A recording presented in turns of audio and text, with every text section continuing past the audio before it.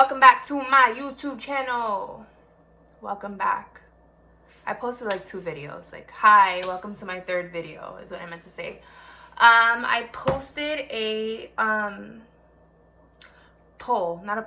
a question thing on my Instagram. Beep. Yeah, I'm not popping on Instagram. I'm trying though. About what types of questions my followers have regarding moving out at a young age. I am 21 as of last Wednesday, and I currently live in my own apartment. Thank you, Ari Lennox, for that hit. I got a new apartment in August of 2020. It was probably the hardest, not the hardest, let me stop being dramatic. It was a very difficult process. I lived with my mommy. I lived with my mommy all of my life, and I finally realized, you know what? I want my own space. So one of the questions I got were, have my sheet. One of the questions I got were, how do you budget for rent? So, how do I budget for rent? I saved for like 7 months. I saved my checks. Every time I got a paycheck, it went bills, apartment savings, rainy day fund, and then my mess around money. So I saved for about 7 months. I also do not live on my own. I live with my partner. So he was also doing the same saving tactic. Speaking of which, he was also using the same saving tactic. So we had a box, and every time we both got paid, we put our savings in that box, and then once we got to a good amount, we decided to go online and start searching. So when we finally achieved that savings goal after about 7 months, we both figured out where we wanted to live.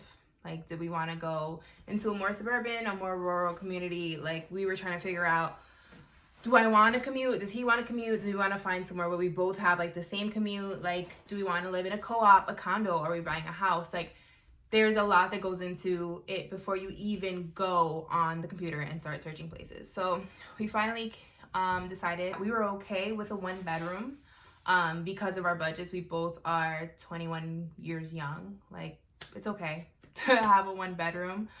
We also decided that we needed to set up a negotiables and a non-negotiables list, which was things that we feel that we have to have in our apartment and things that we could probably live without.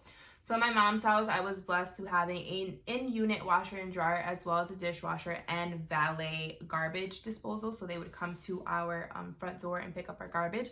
But you get what you pay for. That's pretty pricey. And honestly, our apartment complex didn't even offer all that bougie stuff.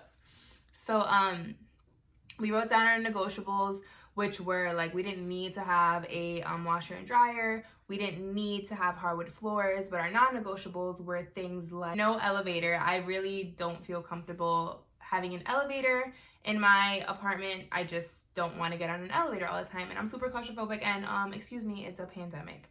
So I didn't want an elevator, and I also wanted an assigned parking spot. We both drive to and from our jobs, so, and I also get out of work late, so I'm not trying to be looking for parking when I get out of work. So a parking spot was a part of our non-negotiables. Another question I got was, where is a good website to find good and reliable furniture? I'm the type of person that wants everything new, and I'm like super high maintenance and bougie. But like, when it came to furniture, I was like, all right, Amber, this is a rental. Stop it. You know what? Is this a good segue to doing an apartment tour? Okay, I got my I got a night. I want to put in pictures. Will I put in pictures? I mainly shopped on Amazon. That's where I got my dining room table. We got our couch and our headboard from Bob's Furniture. They were super cool. They have like a protection plan, and they're pretty affordable. Walmart, we got most of our dishes, toaster, air fryer. Air fryer was a gift, actually. We got a lot of stuff from Walmart. So Walmart, Bob's, and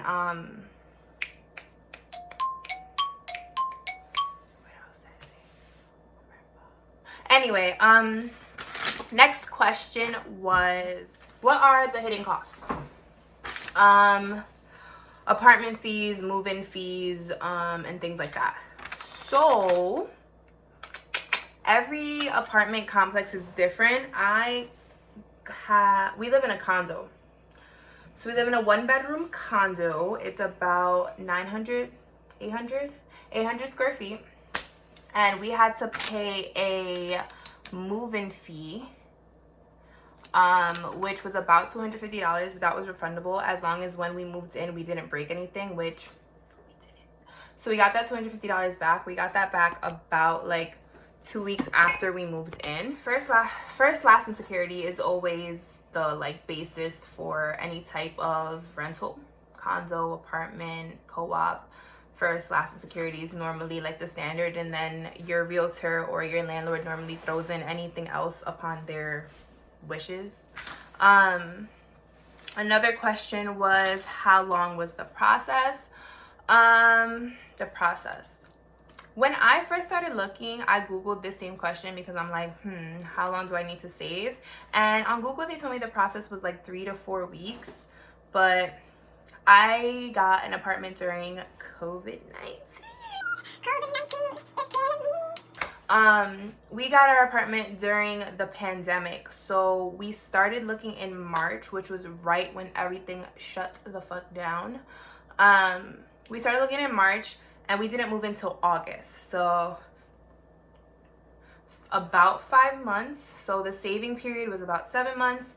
And then the actual process was 5 months. The next question I got was, do you meal prep since now you have your own kitchen? No, I don't meal prep. I should be meal prepping. I tried to cook, and thank you, Jess, for asking this question. I tried to cook maybe like 3 times a week. I do work a full-time job. I'm a normal person, so it's only me and my boyfriend. So if I'm cooking, it's only for 2 of us. So I'm not gonna be cooking like a Thanksgiving dinner or anything, but I definitely do try to cook. Meal prep, no, because I'm also super like to leftovers. Sorry, I'll eat it the next day, but like the day after that. Another question I got, which I'm glad I got it because I also had this question when I started apartment hunting, is do you need a realtor? I had a realtor for the first 4 months. I have a Zillow account, so I went to Zillow, I searched all the places that I wanted to look at, and that realtor ended up reaching out to me asking if he could work with me, and I said yeah. Again, it was during COVID and the pandemic, so we saw about 5 or 6 apartments in those 5 months. I wish we could have seen more, but the way the real estate world just crashed, like there was a lot of disclosures and mask wearing, and stay safe, wear your mask. I'm not mad because I'm grateful that I found an apartment during COVID because a lot of people lost their jobs, lost their homes, and all that stuff. So glory be that I now am here safely. I would go on Zillow and I would see a listing that I liked around my price range, looked at the pictures, want to see it. I'd text him a screenshot of the listing, and then he'll look. And then he'll try to link up with that listing agent. So he would partner up with them. They would get a date. He would get the date back to me, and then me and my partner would go. But a lot of times it was just we would meet. I would hate the apartment, or he wouldn't have the answers to a lot of the questions I had. It was always like, oh, let me call this person to get that answer for you, and it would always take forever to get the answer. So I was like, but he did his best. But thankfully, one of the days where we went to go see an apartment with him, I saw another listing on Zillow as we were walking out, and I told him I wanted to go see it. He said he wasn't available, but to call the listing agent directly, and I did. And thankfully, my beautiful landlord, she was able to meet me the next day. We came in, we saw it, and I loved it. And literally, it was maybe 3 weeks after that, we were already signing papers. Definitely you don't need a realtor, but he was helpful because that was honestly all the questions I got. Like, I'm a lame. I'm hoping for my next video to be an apartment tour so I can really go ahead and show you guys where I got everything and maybe talk more about things that I missed in this video. I hope I covered everything. I mean, I covered all the questions that I got asked. If anyone else has any more questions when I do finally get to that apartment tour, I have no problem answering them. I am gonna start trying to be active on all my socials because, you know, I want to be a social media queen. So yeah, I'll see you guys then.